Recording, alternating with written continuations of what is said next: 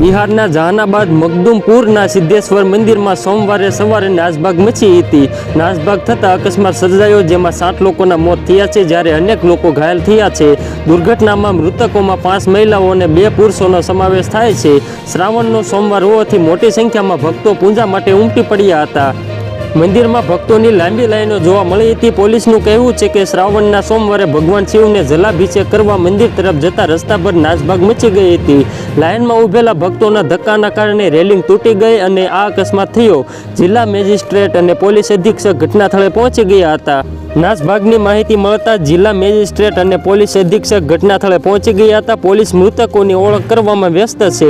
જહાનાબાદના SSO Diwakar Kumar વિશ્વકર્માએ જણાવ્યું કે DM અને એસપી ઘટનાસ્થળે પહોંચી ગયા છે અને પરિસ્થિતિનો તાગ મેળવી રહ્યા છે। અત્યાર સુધીમાં 7 લોકોના મોત થયા છે। અમે મૃતકો અને ઘાયલોના પરિવારજનોને મળી રહ્યા છીએ। મૃતદેહોને પોસ્ટમોર્ટમ માટે મોકલવામાં આવશે। દરમિયાન જહાનાબાદના ડીએમ અલકૃતા પાંડેનું કહેવું છે કે આ ઘટનામાં 7 લોકોના મોત થયા છે, જ્યારે 9 લોકો ઘાયલ થયા છે। અમે સ્થિતિ પર નજર રાખી રહ્યા છીએ અને હાલમાં સ્થિતિ નિયંત્રણમાં છે।